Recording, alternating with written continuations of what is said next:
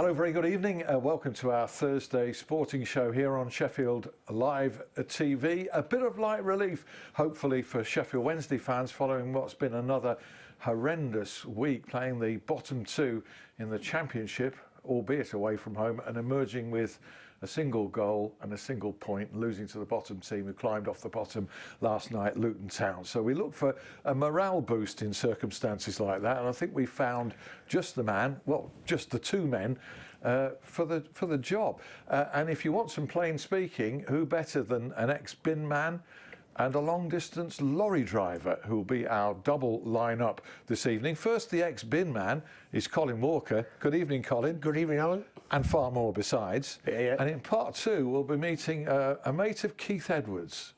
You wouldn't expect that Keith had a mate who supported Sheffield Wednesday. I wouldn't know. I would have thought all his mates were Sheffield United people. You would have thought so, wouldn't you? You would. But one of them is an owl who travels far and wide, goes to almost every game that they play, and also happens to be his boss. Wow. Now, how about that? Very good. Yeah, so we'll be meeting Roger Burkett in part two, and I'm sure he'll have some pretty direct things to say about the way things are going at the moment. Colin, you've got a great backstory, and I'll sort of, for the people who don't remember you, is there anybody who doesn't remember you? You're so well known around the area. Just come right up to date.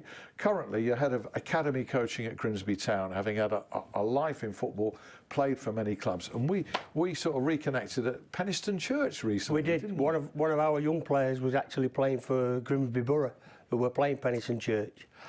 Me being the nearest member of staff, we obviously keep a check on what our players are doing. Yeah. So I went to watch him there, and then I see all the superstars watching the game. And you work with Ian Holloway, and that's going to be interesting. So we're going to ask you about that in a little while. But you've got this really colourful story in that you became a football professional relatively late. Yep. You were a bin man, and somehow or other, you were a New Zealand international, this lad from Rotherham here, who scored 10 goals in 15 appearances for his country. I'm not quite sure how all of that happened, but in between times he played for Barnsley, Doncaster Rovers, Cambridge United, Sheffield Wednesday, Darlington and Torquay, plus several non-league clubs. And you scored a hat-trick for Sheffield Wednesday once, didn't you? I did. You did. That's an interesting game because I'd played away. We played a team in Kuwait. Howard took us for a weekend in Kuwait. This is Howard Wilkinson. It was. Yes. It was a manager. Yeah.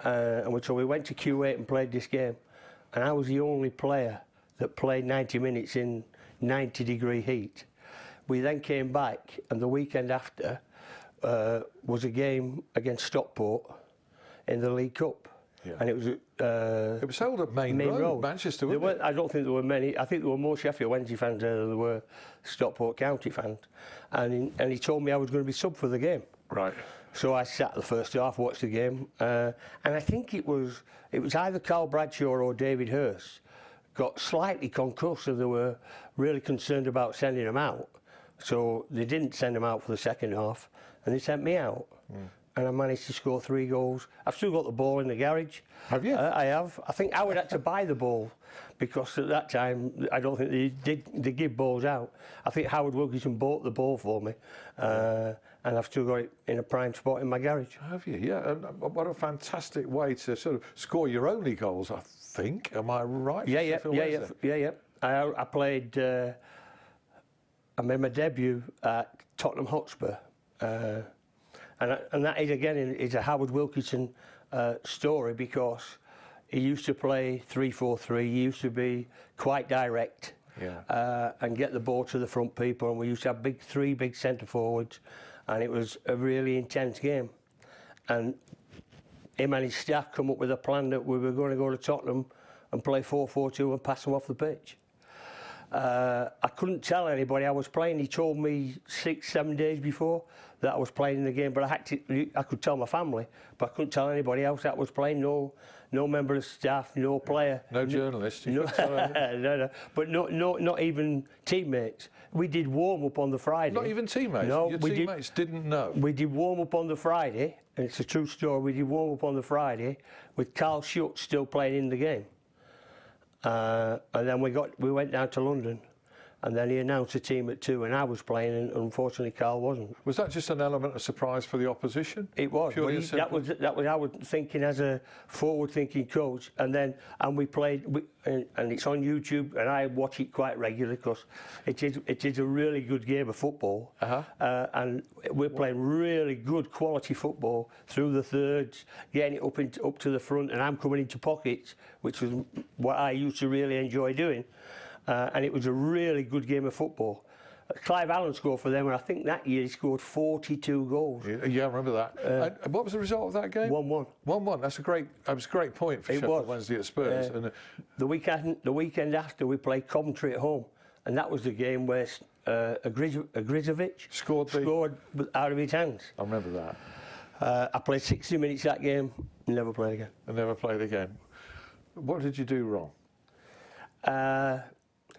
The main reason I think Howard took me to Sheffield Wednesday was to blood the youngsters through in the reserves. I was already 28 years of age, and that was mainly the role that he brought me into the club for. To help the youngsters along? Yeah, the youngsters through in the reserves. In what was then a reserve team, which you don't have now? No, we used to play Manchester United, we used to play Manchester City at Hillsborough, and them games I used to really... They were just top games for me to play. And I really enjoyed my time at Sheffield Wednesday.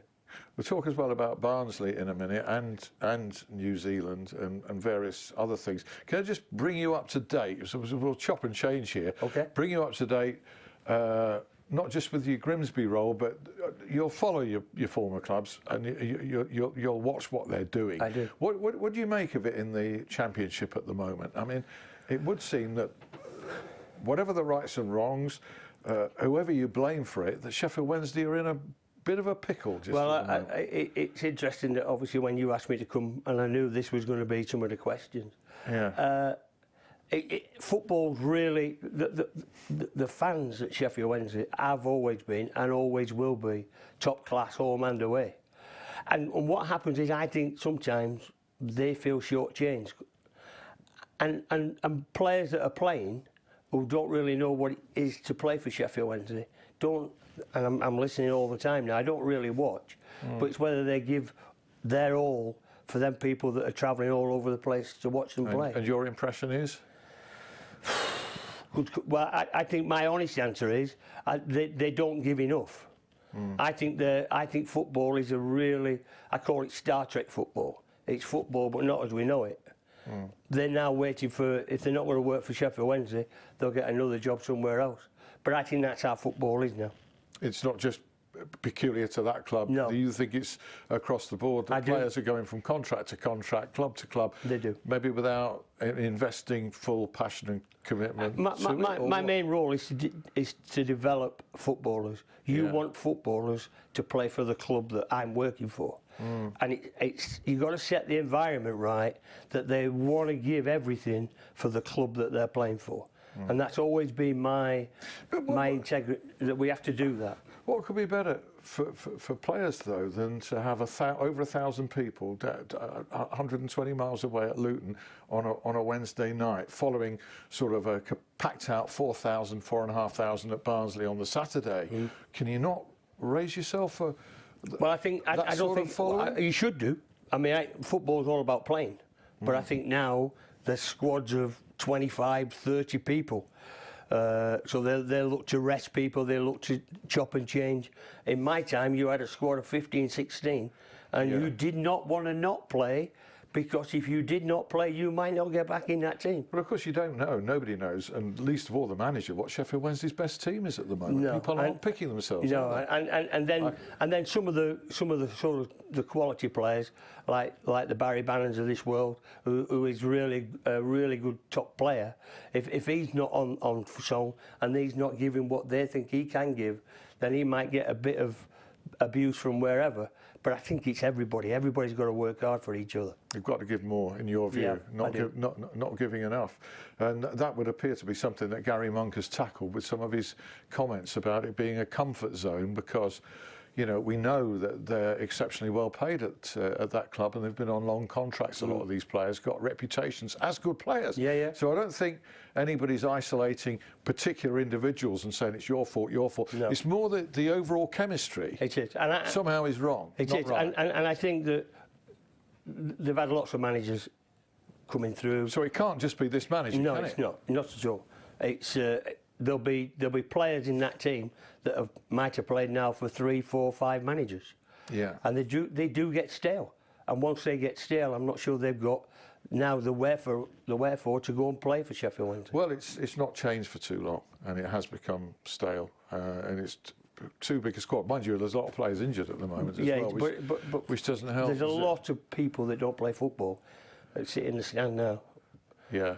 Whereas if you were sat in the stand, in my time, you wanted to get on that pitch. Yeah, yeah, but there's no reserve team, and that doesn't help. And it can't help your cause either. No. You know, you're looking for players. I know you're scouting all the time. You're head of academy coaching, and it's very difficult to judge, I would imagine, whether a young player is good enough for that hurly-burly of, in Grimsby's case, League Two. Well, we were talking to Roger. Roger before, Burkett, who you'll meet in part We were talking to him about Sheffield players like, I'll give two, Mel Sterling and Charlie Williamson, who were good friends of mine, or were good friends of mine. And they learned their trade by playing in the first team. Whereas I think now, when you're 17, 18 years of age, they send them out elsewhere to go and learn their trade, and then hopefully they come back as a ready-made player, so they go in and do the business in the first team. Back in the day, they learn on the job. Well, they don't do that now. We've got a young lad at Grimsby who's 18, centre half, who there was a game he played not so long ago where he made 3 mistakes in the game. The rest of his game was terrific. He made 3 mistakes in the game, and the other team scored 3 goals from them 3 mistakes.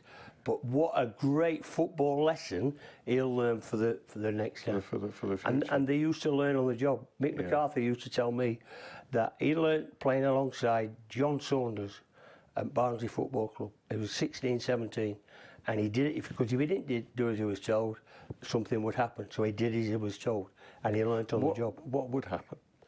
I can't tell you that. It sounds like violence is threatened. It's a hard school. I mean, it was a much harder school, I'm sure, in your day than it is now, where people like yourself or doing jobs equivalent to you are saying there aren't the characters, there aren't the leaders.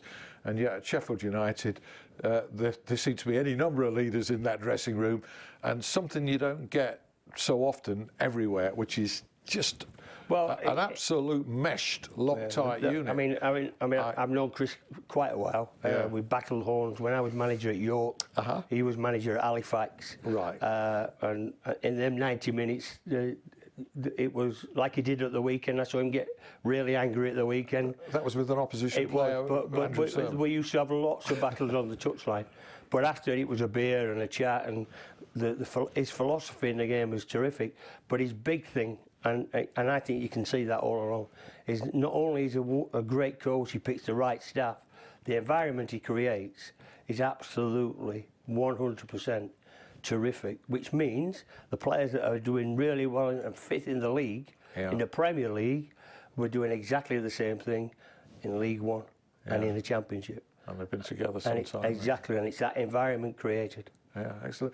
Tell me about New Zealand. How on earth that happened then? As I mentioned earlier, 10 goals for how do you qualify for them? In 1980, you're from Rotherham, aren't you? I am. Basically. In 1980, I went out. I was unemployed, and I went for 9 months to play for a team called Grimsby City. I then came back. I got leading goal scorer in the country that year. I came back and signed for Barnsley as a pro, which is I always wanted to be a pro footballer. Yeah. So I did that at the late 1980.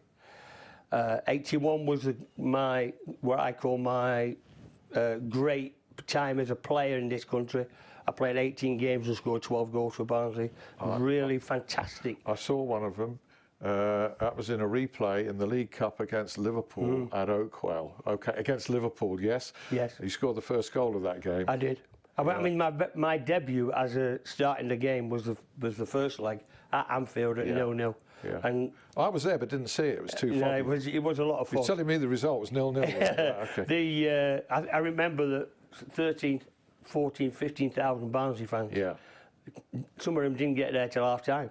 And then at the end of the game, they were still there singing. It was, for my first game, something that I'll never ever forget. Yeah, what a debut to debut at Anfield. But New Zealand. Yeah, going back there. So then, after doing really well at Barnsley and Doncaster, I couldn't get a club. And New Zealand were always ringing, do you want to come back? So in 1983, me and my wife emigrated. And I signed a 3-year contract with this club. I stayed them 3 years, and during that time, I somehow passed the length of time you had to be in the country. I'm not saying it was legal, Alan.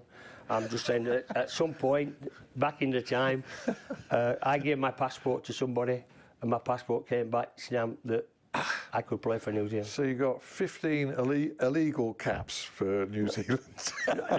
I'd done, if you count my first 9 months, right, and the 18 months, I'd done 2.5 years residency, and they deemed that enough to give me permanent residence. Move the goalpost slightly. A little bit. I don't think you could do that now. And you got 10 goals. You've got 10 international goals to your credit. I mean, we were talking at the game at Penistone. Yeah. My very first international, full international, was against Australia in the World Cup qualifying, and the referee was no other than Mr. Keith Hackett.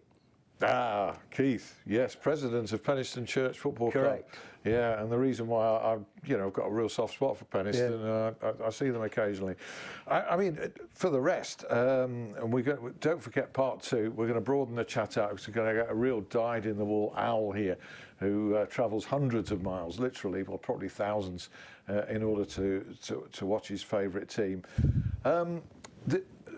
Got to mention one of the game's great characters. There are perhaps fewer of them now, but you work for one at Grimsby Town, Ian Holloway. I do. Tell me about him. He's my third manager. I've been there 2.5 years. Russell Slade, who local people will know, he was of the same ilk, the same mentality, creating an environment. And then we had another local lad, Michael Jolly. Yes, who's been on this show. I've watched that, and Michael had his own way of doing things, which at some point did really, really well, and then obviously at the end it didn't, and unfortunately he lost his way. So we were all wondering and seeing who would come into the club. Wow, now we've got what a character. Nobody rests. It's everybody. I think I've told you, but it's a great story to tell about Mary Poppins. Go on. So Ollie, because he wants me to call him Ollie, walks into the academy staff singing A Spoonful of Sugar helps the medicine go down. And in our office is a guy from Poland who was our lead YDP coach, and he's singing and he wants everybody else to join in the singing. And obviously I start helping him singing, and the Polish guy's not singing, so he goes up to his face and he's saying, "Mary Poppins," and he's shaking his head, the Polish guy. And Ollie says, "You don't know who Mary Poppins is?" And the Polish guy went, "No, I don't know who Mary Poppins is." "Colin, who's Mary Poppins?" Well, everybody was in stitches. So he just run out of the room, went into the next office, started singing Spoonful of Sugar again, then goes on his dartboard, plays a few rounds of darts by himself, then he goes and does the business out on the training ground, and he comes back in, has a few more games of darts, talks to all the members of staff. Every member of staff feels part of the football club. He's fantastic. The darts, then? Oh, he starts the day and finishes the day for him? It does, for him. Yeah. Plays on his own? Yeah. Or if anybody wants to challenge him for a tenner, but nobody does because he's quite good at it. Right. So, and everybody was amazed. Now we've only got 50 seconds to the break, so we'll continue with this in part 2. Everybody was amazed that a man of his stature, having managed taken the club to the Premier League and managed there, would go to League Two to Grimsby Town. I'm just presuming it's because he wants to work. And also he finds it a project. Right. You know, he's in every director's box. He's in every box for sponsors. He's going talking to them. He's telling them what the team is, cracking jokes. It's like listening to after dinner speeches. He's absolutely brilliant. Tell you what, Colin, much more where this came from, all parts from Barnsley to New Zealand to, I don't know, wherever you want to take it, and with another Wednesday fan in 5. See you then.